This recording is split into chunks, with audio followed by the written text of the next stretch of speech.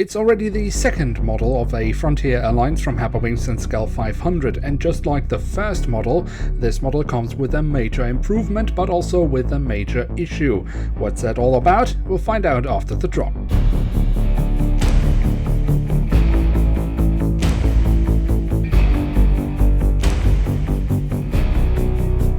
And with that, hello and welcome to a new episode of Review, where today we'll take a closer look at an Airbus A320NEO of Frontier Airlines. At the front of the box we have a cutout so we can get a glimpse of the aircraft model inside, and on top of that we have the Frontier Airlines branding. Then on the back side of the box we unfortunately have another cutout. I've talked many times about how dreadful I find this box design to be, so the only thing of interest really here is simply the fact that this is a limited edition.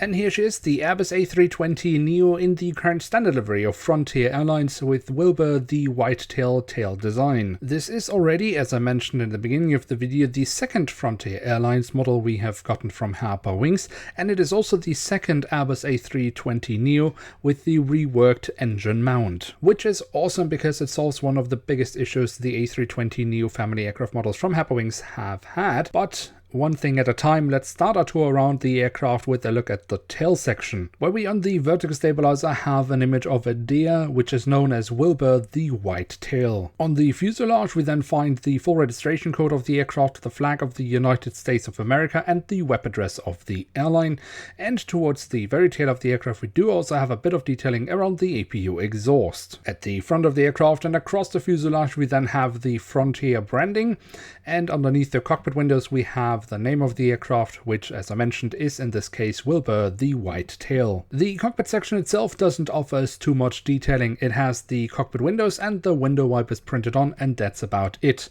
What I must say is that I'm not a huge fan of the mold. However, this looks much better than, for example, what we recently saw on an Airbus A319 of Lufthansa that we have reviewed here on the channel. When we look at the engines, well, we can see they have been given the silver leading edge, and that's all for printed details. That's a shame. Now, the model was released in the 0304 batch, but was originally intended to be in the 0102 batch, which means it's a release before Herpa has introduced additional details as a standard. But it's a shame that they haven't added it here because the model would really have benefited from more details. But it's definitely not all bad news. In fact, there are very good news because this model, just like the first Frontier, has the reworked engine mount. And that solves the issue of having pretty much no ground clearance, which the A320NEO family model aircraft series from Herpa Wings has been plagued with for years. And this looks much better. Also, generally, the physical detailing of the engines is very nice. For example, here when we look into the engines from the front, where we very nicely can see the engine fan blades. If we then take a quick look here at the fuselage just above the wings, we can see the emergency exits have been printed on, and from there we can then straight away move to the wings because we should definitely also take a look at those. If we start off here with the top side, we can see the different flaps, slats and spoilers have been carved out very nicely. We have some different shades of grey for additional detailing, and the markings for the emergency exit have been printed on as well. When we then look at the underside of the wings, I would say that does also look rather nice. From there we can move on to the winglets.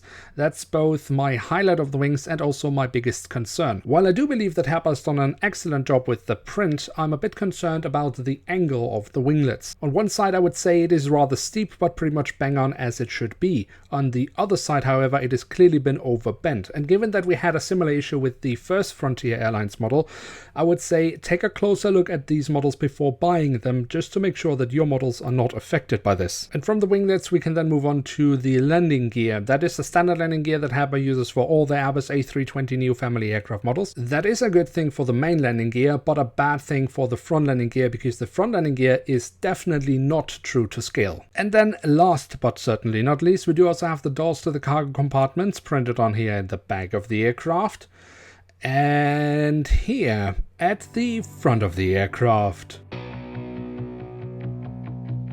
So there we have it, the Airbus A320NEO of Frontier Airlines with the Wilbur the Whitetail tail design from Herpa Wings and scale 1 to 500. And what can we say about this aircraft model? Herpa has certainly done a great job with the print quality on this aircraft model.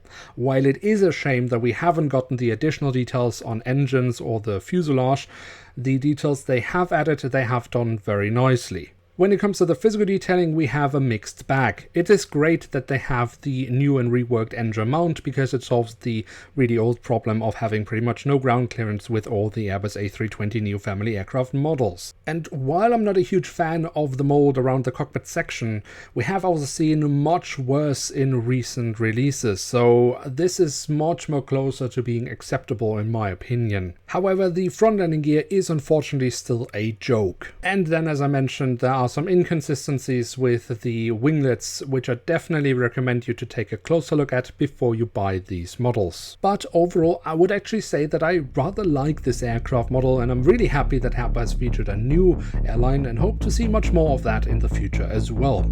So ultimately, I would say yes, this aircraft model is worth having in one's collection. And with that, it is time to end today's episode. So if you have enjoyed this video, then don't forget to leave a like, that would be very much appreciated. And of course, if you are new around here, why not hit subscribe? That would be absolutely awesome. With that, I'd like to say thank you so much for watching. Hope to see you soon again. I'm checking out, and bye.